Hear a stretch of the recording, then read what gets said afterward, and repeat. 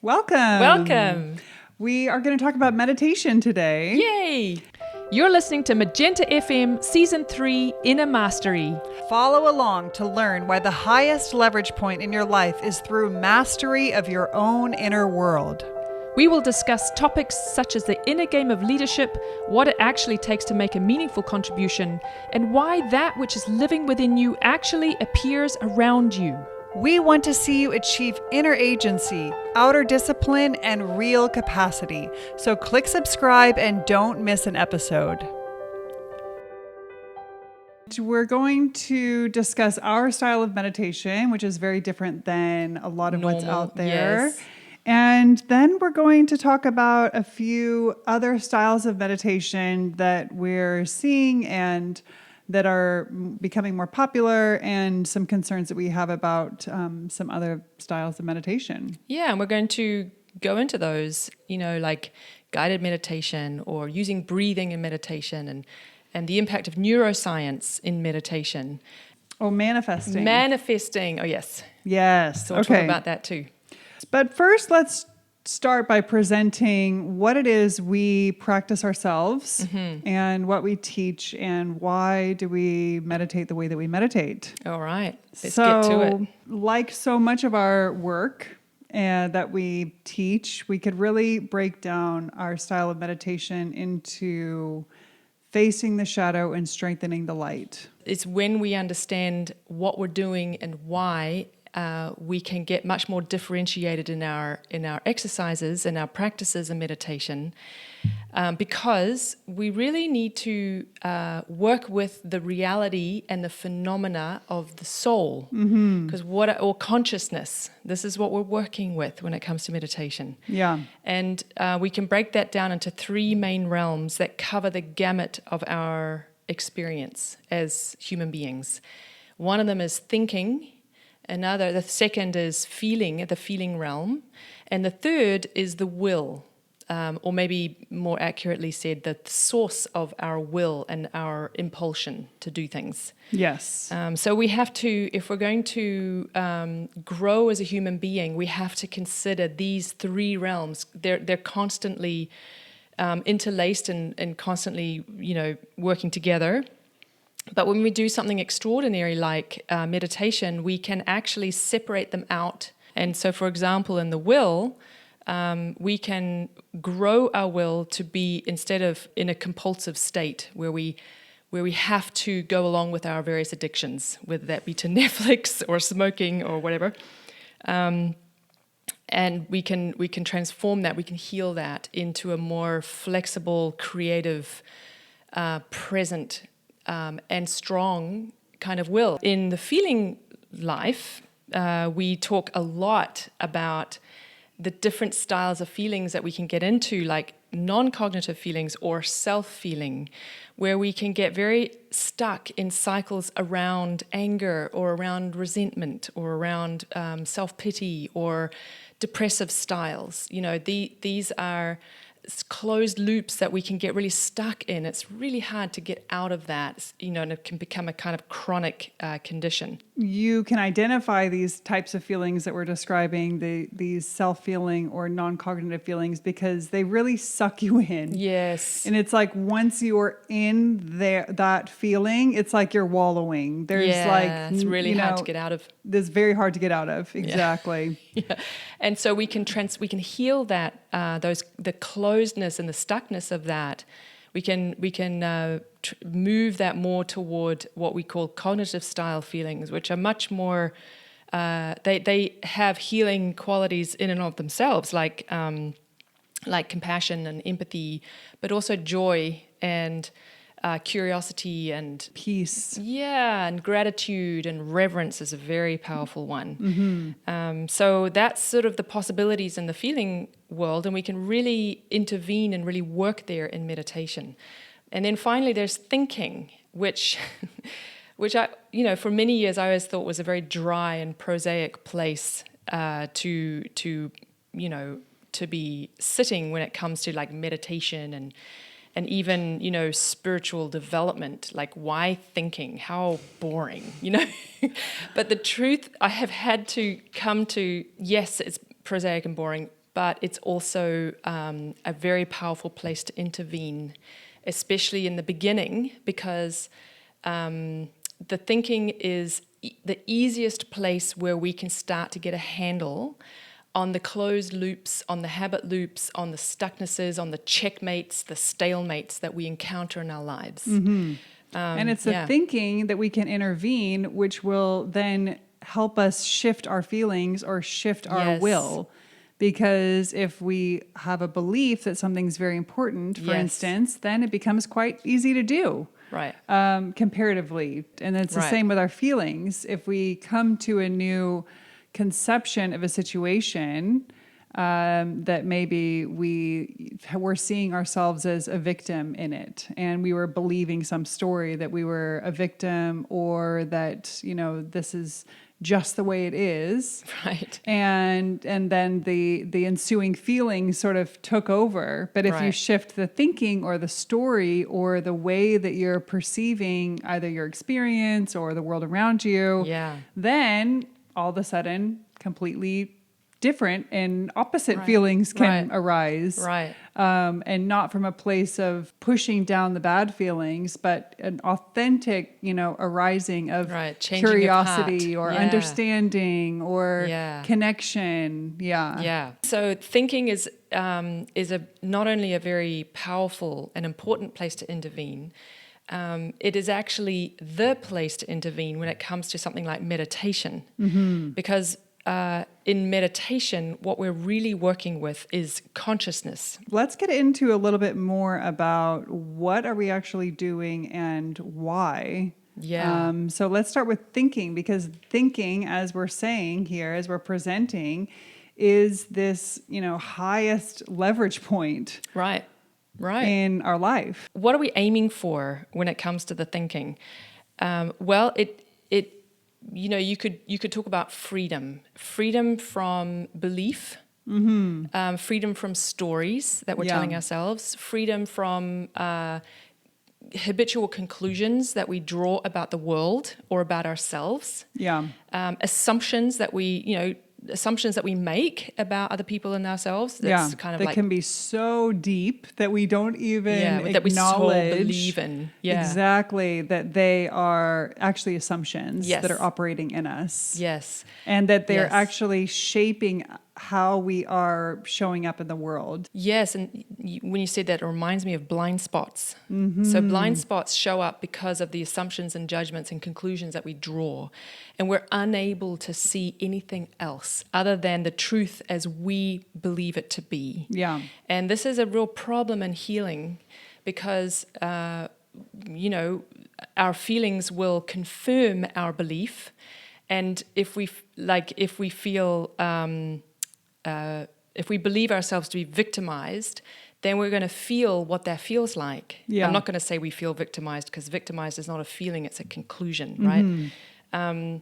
And so the feelings will reinforce over and over again, and that's how we get into these stuck addictive cycles around our beliefs. It's because our feelings and it's like a gravitational pull. Look, we all do it. I do it too. Like I was arguing with Jeff I got upset with my husband recently, and he was like, I have no idea why you're upset. But I was pretty sure that I had good reason to be upset. But the next day, I realized that I could see how I had built a story, and I'd got upset with him, and I'd projected that onto him. But actually, he hadn't done anything wrong, you know? And it's quite an experience for me to see that, because I was so convinced that he had, So it's kind of like that, We all do it, and so because we all do it, it takes a little bit of an effort. It takes a little bit of an extraordinary thing to do, to not do it anymore. Because we're all participating in this kind of way of being and doing. It's just so normal. But if we want to go from normal to healthy, it takes a bit of an extraordinary thing. And that extraordinary thing is meditation. And meditation is not something, I realize that for many people, they do it 2 to 3 times a week, or when they need it, or something like that. But meditation really only comes into its own when you do it every day. And that everyday quality of it is a part of it. Actually taps into part of the secrets of the will and how we can indirectly work with it. But the potentizing, and this is also another secret of the will, the potentizing of the everyday practice is what really makes meditation actually work. Yeah. Yeah. It's kind of like sleep, if you were to imagine well, I slept on Tuesday, so I should be feeling fine today. What is the problem? Yeah, right. No. It does not work like that No. at all. Yeah. No. One day of missing sleep, that is No, detrimental. I can't even 2 do it. days of missing sleep, people would just be like, They go crazy. yeah, go crazy. Exactly. Yeah, I couldn't do it. I can't even. I can't miss my 8 hours. Yeah. Yeah. So if we get a little more specific into what are we actually doing in meditation? Yeah. Well, so one of the things that we're working on like this month in the monastery, which is our membership program, is we've been talking a lot about concentration. And concentration is tricky because people, are struggling a bit with it. Like, why concentration? Like, I can already concentrate. Like, why do I need this? So let's just start with the basics of why concentration. Because you have to be able to sit there and think what you choose to think. Yeah. Instead of the stream of consciousness or your distraction or your habitual distraction or your habitual short attention span, Yeah. right, isn't what's thinking in you instead. Right. And you also have to have a way to observe the thoughting that's going on in you, which is habitual thinking, thoughts that you've already thought before that are showing up on repeat, like a broken record in you. And those you can usually observe in the form of beliefs. Right. What you believe, what you already believe about the way things are, Yeah. or the way you are. Yeah. So concentration is where we can begin to intervene there. A common way that people describe that chatter is the monkey mind. Yes, Yeah. exactly. Right. So sort of drawing from evolutionary biology thinking, which is one way that you could conceptualize it, Right. but there are others. Right. So that's a part of it, Yeah. but it's really not the whole picture in terms of why we do concentration. When you sit down to do your meditation, to get into that altered state of, focus, so that you can actually do the meditation, you're going to meet, especially if you're really struggling, you're going to meet a fair amount of dysregulation there. Yeah. So everything that you've been putting off and not facing and not wanting to face is going to meet you there, your anxiety and your stress, very uncomfortable. And I think that's why a lot of people don't actually meditate, is to meet that dysregulation when you don't know what to do with it. It's very uncomfortable. Yeah. So, but it's exactly the thing you need, Yeah. unfortunately. Yeah. When you're internally really struggling, if you're in crisis, having that moment of calm and having it on a regular basis means that you have a reservoir of calm that you can draw upon when the poop hits the fan. Right. Yes, and it's also developing the practice of creating a space or creating the ability to insert a crowbar in between perception and your concept. Yes. So And you're familiar with this from Zen, right? Yeah, so this is taught a lot in Zen. Master Dojin taught about this a lot. That you have your perception, which is this microphone, which I'm seeing, or it's the warm air in here that I'm feeling. These are very basic perceptions, but it could also be, I'm having a meeting with my business partner and she is, coming to me with her needs and challenges. And so I have that perception, which is a much more complex perception. And then we have our concepts that are living within us. And we could also call these our, beliefs, or they can also be taken over by our beliefs and our assumption, our conclusions.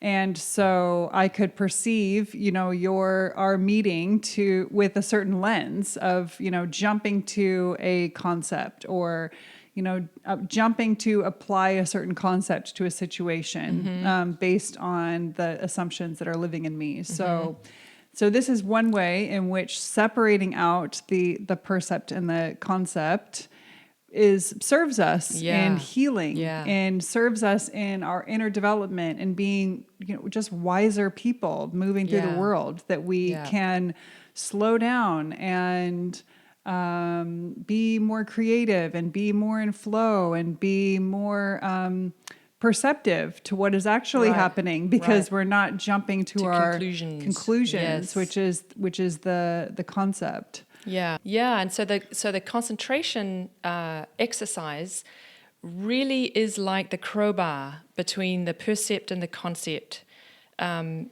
because what we do in the concentration exercise is we focus on a thing. We're not emptying our minds. We're not trying to think of nothing. The way we teach it is that we focus on a particular activity, and you can't think of anything else. And the most basic of the concentration exercises are really just to help you manage the dysregulation and to get focused. But when you get beyond that, and you're able to do that relatively easily, then the next level is that you are focusing on something that's moving, right? And you're able to think it. You're able to move it in your mind without suddenly ending up with rabbits in Timbuktu, right? Or your to-do list. Or you get distracted by a memory or a thought that randomly comes in. So when you can achieve that relatively easily, then there's infinite levels of concentration. I just want to make sure that that's understood, right? That there is just infinite variety.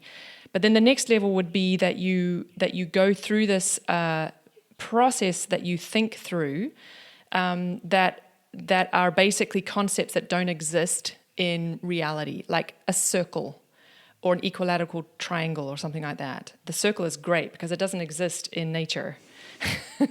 And it's a pure concept, right? It's a pure imagination. The circle, not a concept, but a imagination, and that you can move it and do certain things with it, and then you dissolve it, and then you have to listen into the silence. And when you're doing that, there is no concept. The point is that you are listening into a silence where there's something pregnant there, that is an activity, but isn't yet come into form. Yeah. And this is difficult because why would we do this? Because the concentration exercises that really work are those that have no basis in reality, that have no practical application in your life. They're not about helping you focus, helping you think. They're not about any of that. They're really about giving you a path of development toward experiencing your higher self. Right. Yes. So we talk a lot about the higher self, and it's difficult to talk about the higher self. Let's just back up a little bit and talk more about this space of silence. Yeah. Because it is, it's such a central experience. It's such a central core part of meditation and what is actually happening. And, this is a big question of what is actually happening. Right. And, as you know, I spent 10 years meditating in the Zen Buddhism lineage and spent a lot of time in that silence and in experiencing, listening into that silence and what is this? Is this my higher self? Is this, or also, commonly referred to as your Buddha nature in the Zen tradition, at least in more modern Zen traditions. And I'm not like a Zen scholar, so I don't want to, I could get some things a little bit wrong, and I'm happy to be corrected. Right. But the Buddha nature picture that emerged way like in 600 AD. So this wasn't an original teaching of the Buddha, where the practice was more about like transcendence or nirvana. But much later down the lineage, a teacher sort of coined this term of the Buddha nature, which is now commonly referred to as the higher self. And, that's this like elevated part of ourselves, and then we can easily identify our lower nature as the compulsive, habitual, monkey mind, addicted aspect of us. Right. So sitting in this, silence helped me understand that lower nature, build more freedom and more distance and more ability to witness. But there was always this kind of, question of like, well, what am I actually listening into?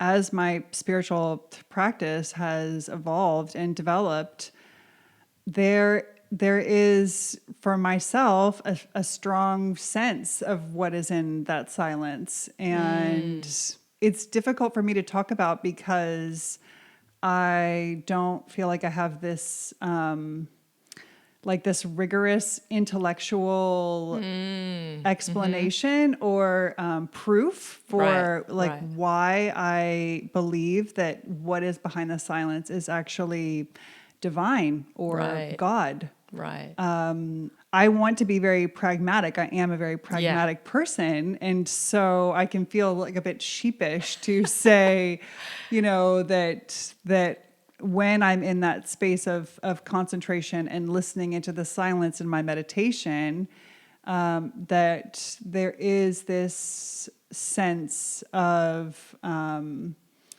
kind of emptying myself out so that something else can be like moving through me, something greater than me that I am in service to.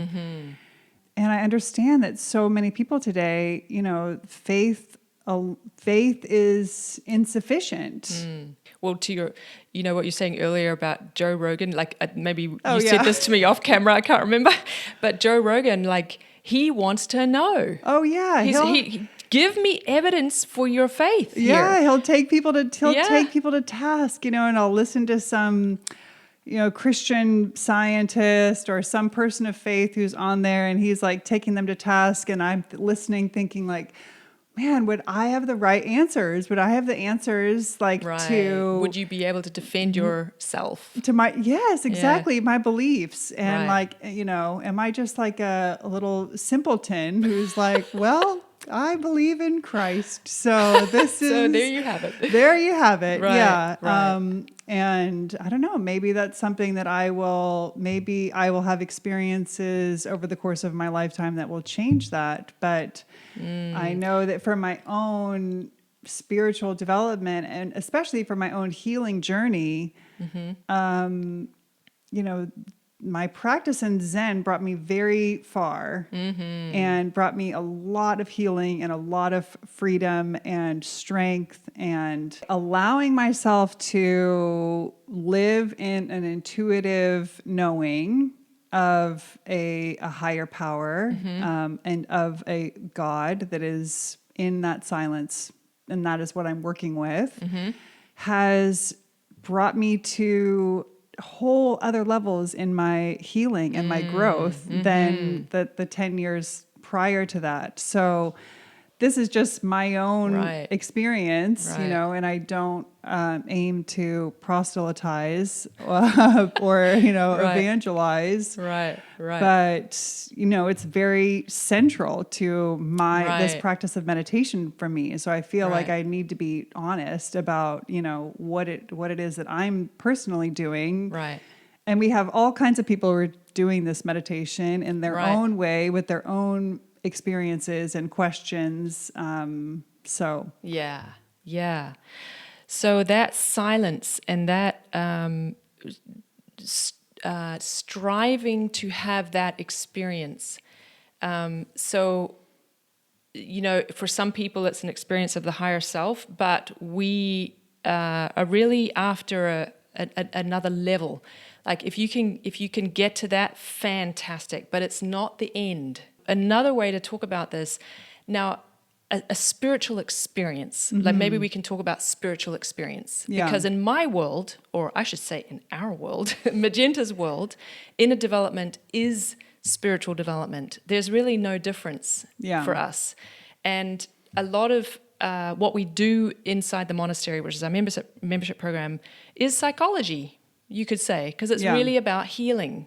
And we are not psychologists, right? But we just bring digging tools, gardening tools, right? Yeah, we're just working with the reality of our soul, of our life, of what is showing up, and the places that we are compelled and dysfunctional. Right. They are in our thinking, our feeling, and our will. So so that's where we work. Yeah. And so because inner development is actually spiritual development, let's just call it what it is. We are after a spiritual experience in that silence. Mm-hmm. And it's not because we need evidence. It's not, but we do have to be able to think this through. We do have to be able to, we have to know what's happening. This is such an important part of being human in this time.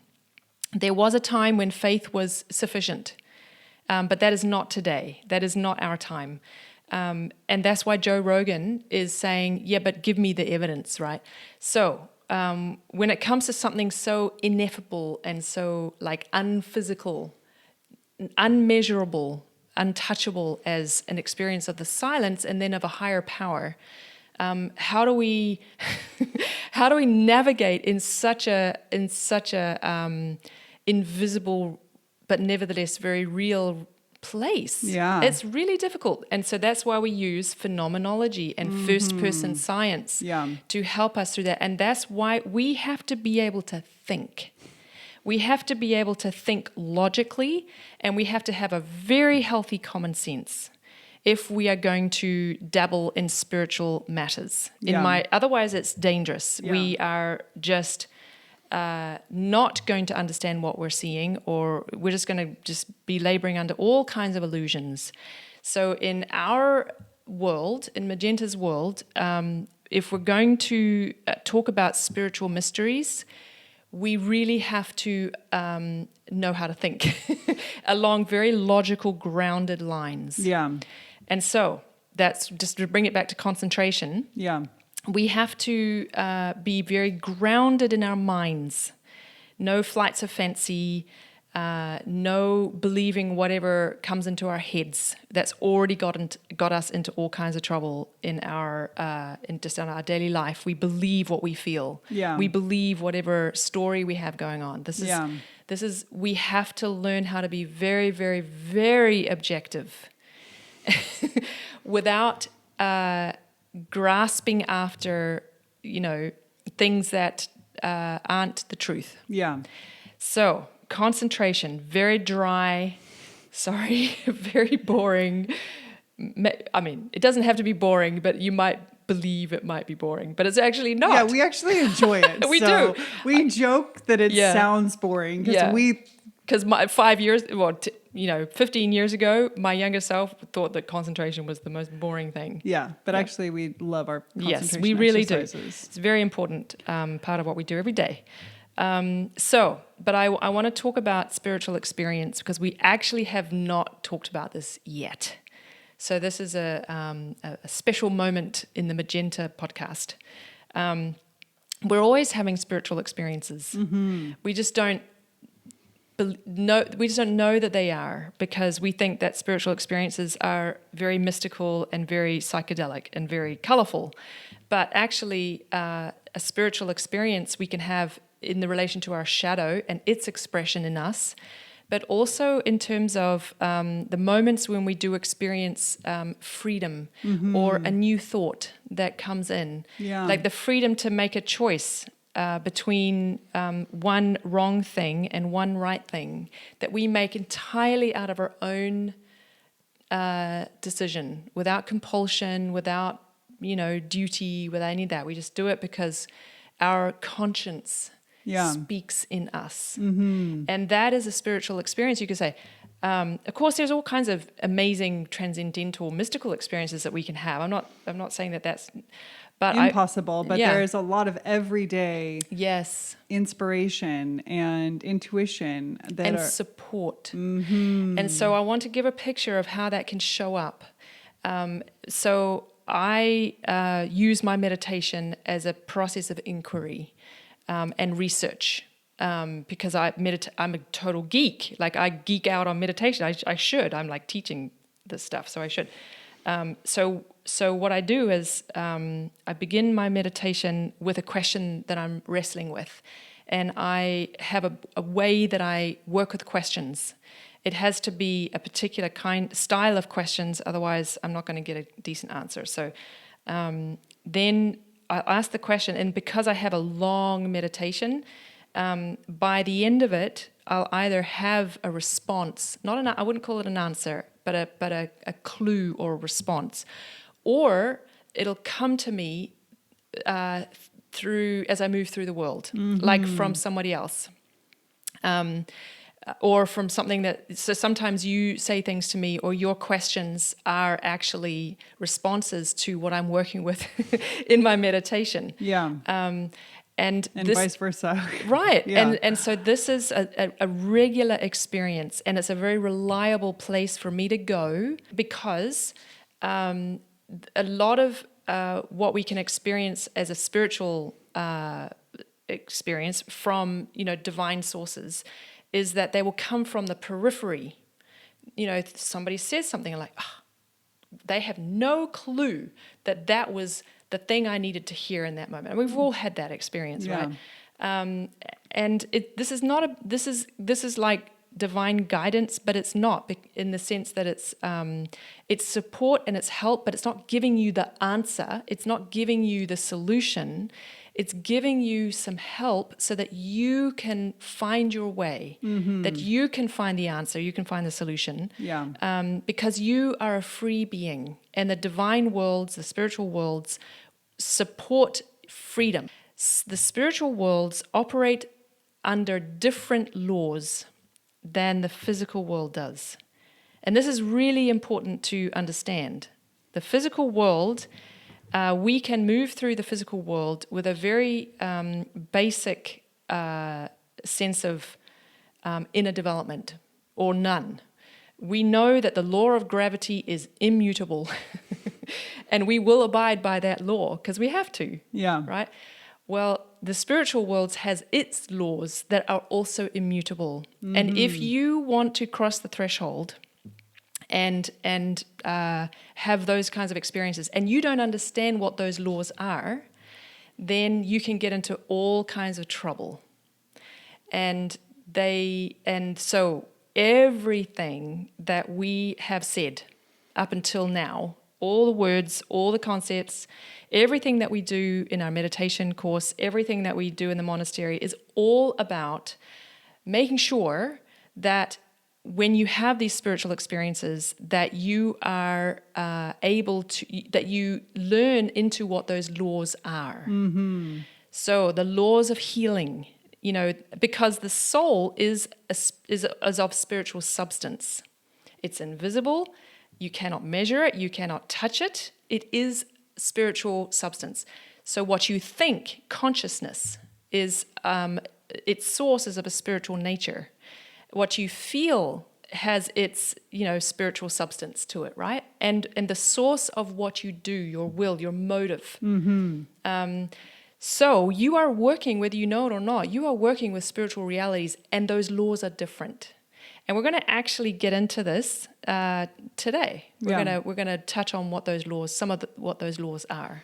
So just to sort of recap what you're pointing to here is that when we talk about working phenomenologically, we mean that you can, for instance, use your first person experience of your own healing and your own healing of your thinking and your feeling and your will to start to learn about how this all works and what's at play and some of these laws for this invisible realm. Yes. And if you don't engage in healing and don't understand through first-person experience, thinking, feeling, and willing, you are going to be blind. Yeah. You will not have the organs of perception that you've built out of this healing work. Yeah. Most people are living in a constant state of fear, anxiety, and stress. So many are struggling with the pain of depression or with life not going the way they want it to. And all of this leads to a lack of presence of mind and heart. We doubt our worthiness, we second guess our decisions, and we struggle with negative thoughts and beliefs. But did you know that meditation is actually the perfect place to address these challenging issues? However, most meditation techniques being taught today are merely focused on stress reduction or changing brain states and are not suited to personal healing and spiritual transformation. It's time to learn how to meditate in a way that gives you a healthy foundation in the intangible but very real world of the soul. Meditation helps you to heal, feel more grounded, find peace of mind, and ultimately build an authentic and elevated presence. The kind of presence where you feel more in charge of your inner experiences of joy and connection. You can elevate your interactions with others merely through the quality of your presence, and the world begins to meet you in a whole new way.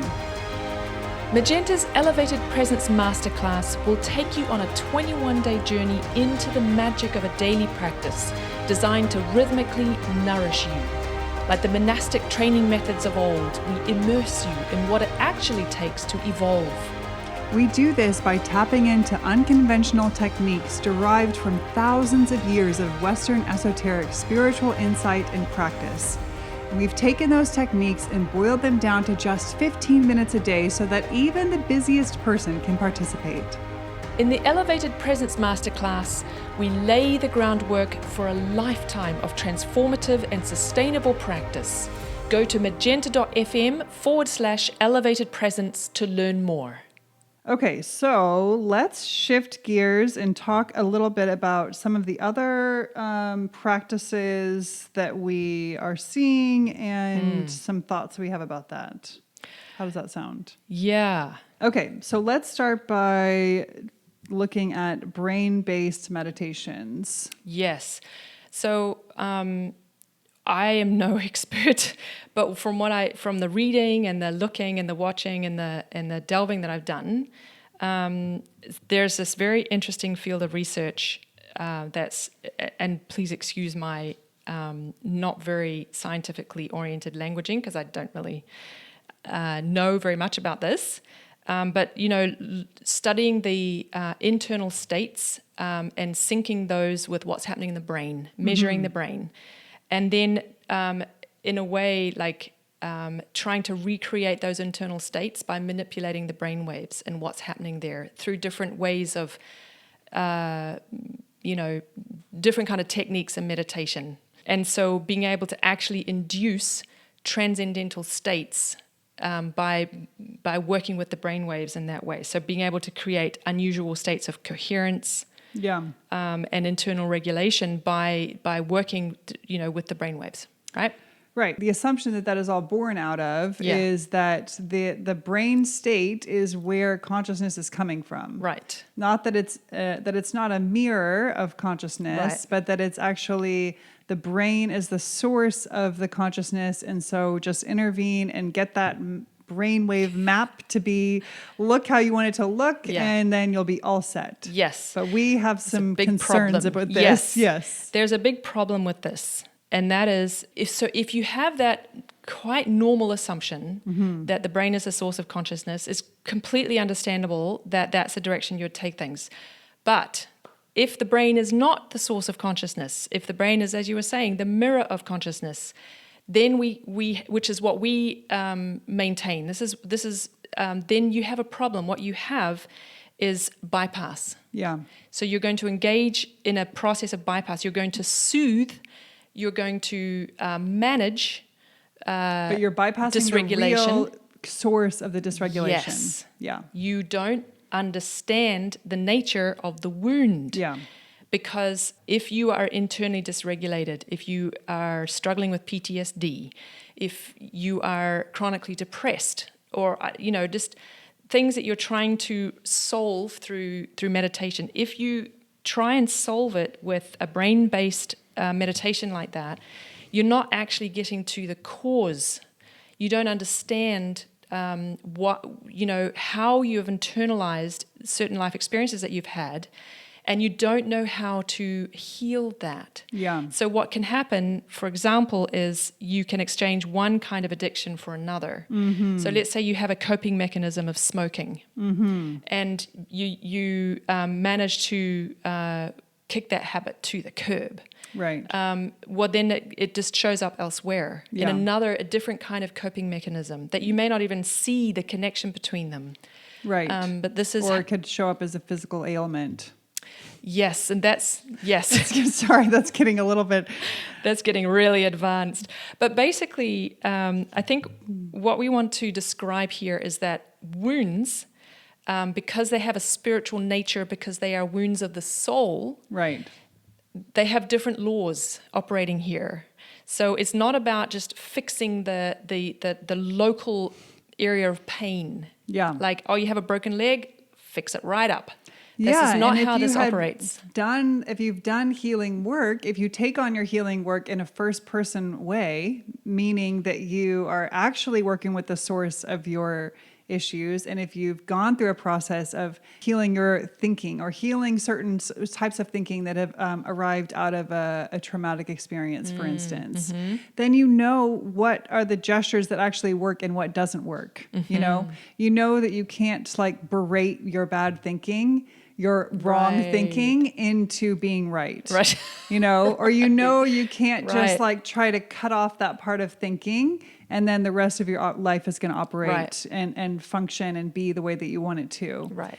It's the same with trying to intervene in, just in this, like you're saying, this very localized place of just getting the brainwave maps to be what you want it to be, and then all of those issues are just going to heal themselves. If you've actually studied this in a first person way as like a scientist, and you've run your experiments, and you've found what actually works, because it's evidenced in your own life, in your own experience of healing, mm-hmm. then you know the truth. You know what's true firsthand. You don't have to take it from some other expert. Right.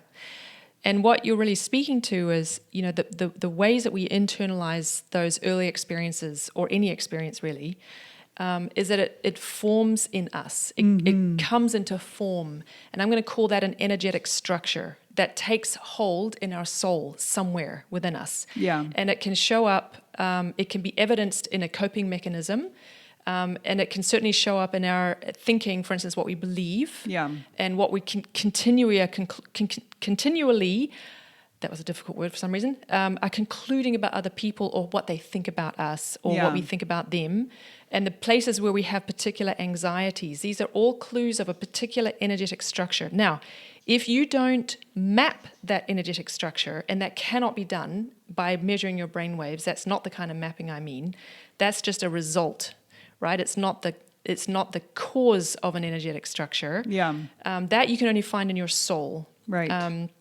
But if you map that energetic structure, which is the work we do in the monastery, then you can accomplish something that we call redemption. Mm-hmm. Otherwise, it is going to pass to somewhere else in you where it can continue to have life, be fed by your attention in some other way, or you're going to pass it on to your kids. Yeah, and that's how you can see anxiety passed down through generations. Like soul epigenetics. Right. That's why you can see trauma passed, secondhand trauma passed down through 7 generations. Yeah. You can trace it. Yeah. So this energetic structure is it's completely invisible, but is nevertheless very real. Yeah. And this is why we can't bypass this stuff. But why don't we move on to like breathing? Sure. Yeah. Let's talk a little bit about breathing. So breathing is a very common tactic in different meditation techniques, is following the breath. But there's a reason why we don't practice following the breath as part of our meditation because we are not focusing on the physical body of the breath. Which follows on from what we were saying earlier about the brain. Yeah. So because we are not working with the assumption that consciousness comes out of the body, Right. the brain. Yeah. And if we're going to follow that assumption, logically, don't expect to work with consciousness by using breathing. Yeah. Now, of course, we use breathing to help with getting more internally regulated. Totally get that. The trouble can come in is that we can't disconnect from our breathing. So it can be, if you do use a lot of breathing in your meditation and you want to try not using it, it can take a bit of practice. I know, because I had that struggle because of my background as a singer. I was very breath focused, and I had a really hard time when I first started meditating separating out from my breathing.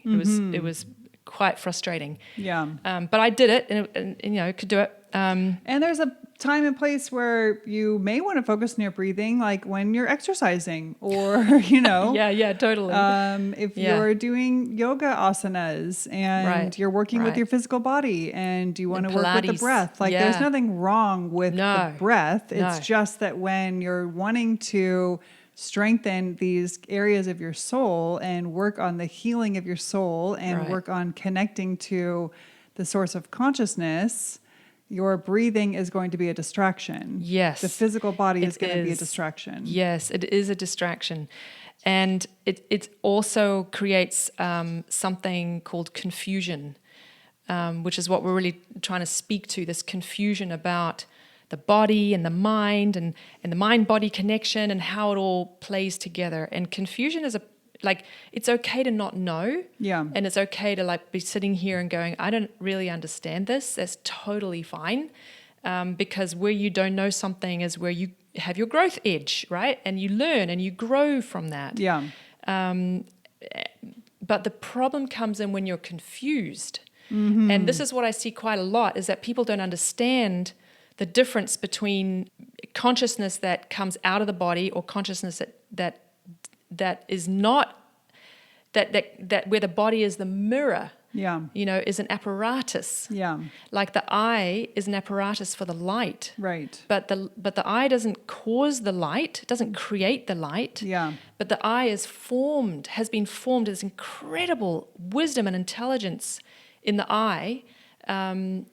But it came into being because the light formed it. And so Right. I think what we're trying to say is the brain is the same. Yeah. It was formed by consciousness, its intricacies and its magnificent complexity that we barely understand. It has been created by the thing that it is the vessel for, Yeah. Yeah. It's kind of a cool idea, don't you think? Yeah.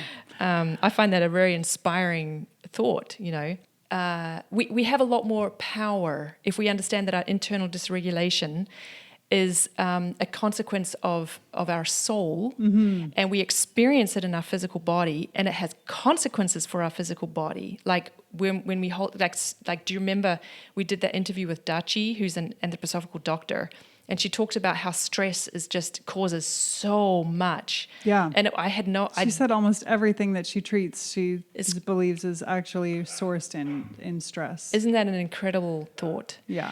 And so, it arrives in our body, but it begins in our soul. Right. And there's a lot of implications for that. Okay, well, let's talk about manifesting methods. Yeah, so the difficulty with manifesting is now we can really touch in on one of the immutable laws of the spiritual worlds, and that is morality. Mm-hmm. And morality is for the spiritual worlds like what gravity is for the physical world, Yeah. right? And we live in a moral universe, whether we like it or not. We do. And everything that you think and feel and do have moral consequences. Yeah. So this is at the heart of why manifesting can be dangerous. And if you imagine moving through life and we have a pretty sort of ordinary level of ethics and sense of morality, And just look at what kind of world we have with an ordinary level of morality and ethics. It's not looking too good, especially these days, right? Yeah, it's looking like eye for an eye. Yes, it really does. That's a good point. Damn. And there are, an ordinary level of this stuff means that we're quite willing to allow others we're willing to tolerate a substandard of conditions for other people. And I think when it comes to manifesting, really the question that I want to ask is why? Mm-hmm. Why do you want what you want? Yeah. Why the abundance? Why the material abundance? Why being rich? Being rich. Let's just call it out. Because you're willing to move through the world where there's substandard conditions for other people, so long as you get your riches and your right. I don't have a problem with material abundance. If you think it through from a moral perspective about you getting your abundance, but other people can continue to suffer, there's a moral consequence to this. Yeah. But it's more than that. Like if we just focus on you individually, why you want what you want, what are your motives? And it's really easy for us to believe that we have pure motives. Like it's not wrong to want material abundance, to want safety, to want to be okay in a world that has huge economic uncertainty. I totally get that. I want the same thing. Yeah. I want abundance in my life. Let me just be. But if you are in denial about your motives, right. if you're in denial about your desire or even your greed, and it's really difficult to be honest about your yes. greed. Yeah, it is. Yeah, and if you're unconscious, if you think that you have pure motives, but you've got a lot of unconscious stuff going on, like you've got some issues around money, right, from your family of origin, and you're just not in touch with that. Yeah. There are consequences for that, and so you're out there working on manifesting. And I'm not saying it doesn't work, because it does work. Yeah. But you may not understand that there's a boomerang effect, that there's a consequence for you spiritually when you engage in those kinds of tactics and willfully are not prepared to do the work of understanding your motives and your beliefs and your thinking. So when I say you want to cross the threshold and do manifesting stuff and you haven't done your inner work, there's going to be a price that you'll pay. Yeah. You're playing with fire. Yes. If you want to just sit down and bring to mind and bring your practices to invite in your riches or your beauty or your beautiful wife or whatever, or you know, many wives or whatever it is you're desiring. Yeah. Without doing the, moral development, then there are going to be problems for, like you're saying, for you, but I also want to add problems for our world. Right. And there is a part of you that in your conscience that does want good and healing for the world. Right. I believe that. Right.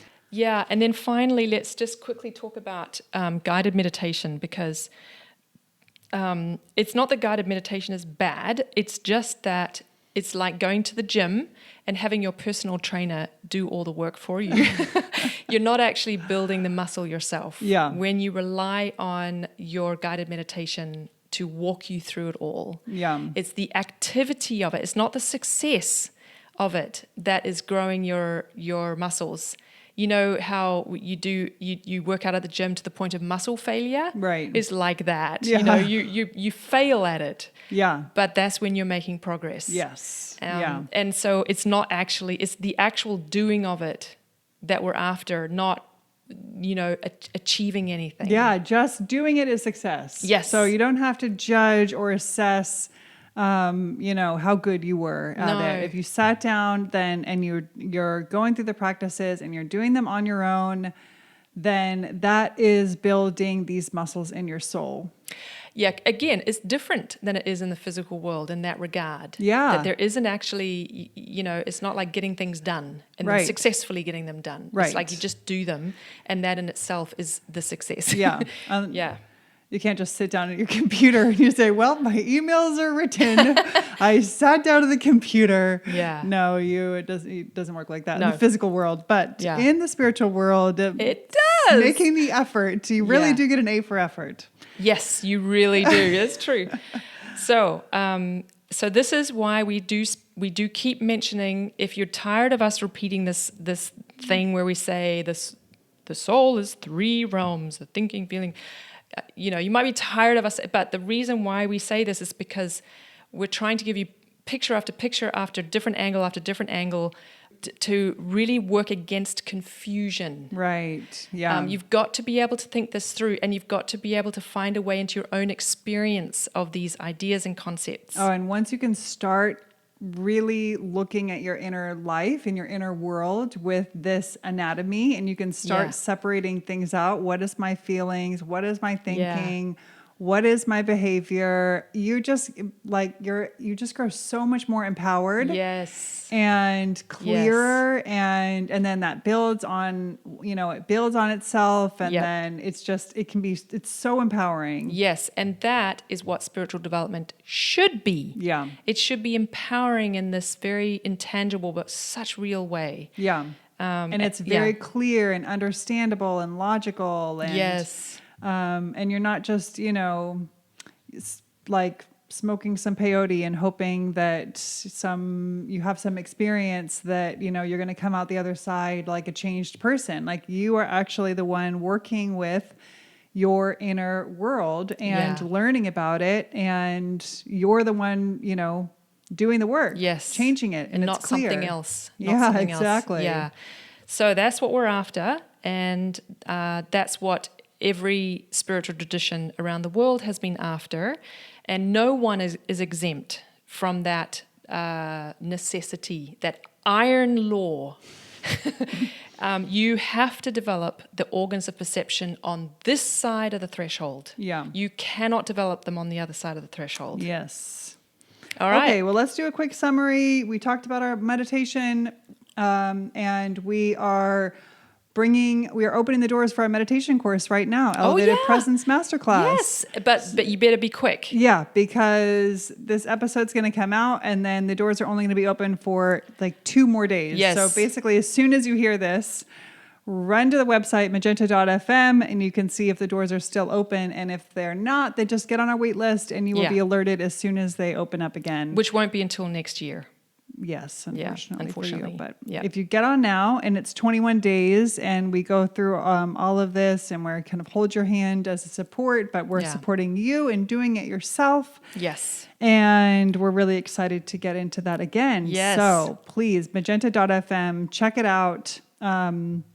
It's not very much money, and you get a lot of support and a lot of rich content to go along with it. Yeah. Awesome. Okay, so we talked about our meditation, which focuses on thinking, feeling, and willing. We ask some questions about this space of silence that we're working with, and holding these deep spiritual questions of what is it that we're working with in the spiritual realm, and then kind of sort of couple that with the very practical work that we are working with in our own soul, which we Right. can actually really understand in a firsthand phenomenological Yeah. way, where it's less of the big question mark, and it's more tangible but intangible. So it's not actually tangible, but it's really very real to real. us. Yes. Yeah. And then talked about some of the dangers of working with brainwave meditations, and how there's a possibility for spiritual bypass there, and also relying on breathing or relying on the physical body in other ways, and also dangers of manifesting, which is kind of working in spiritual realms, but without the moral development that has always come side by side with spiritual development. Yes. There's always been moral development, and across the globe in many streams. Yeah. So if you just dive into manifestation without that, then there's going to be consequences for yourself and for our world. Yeah.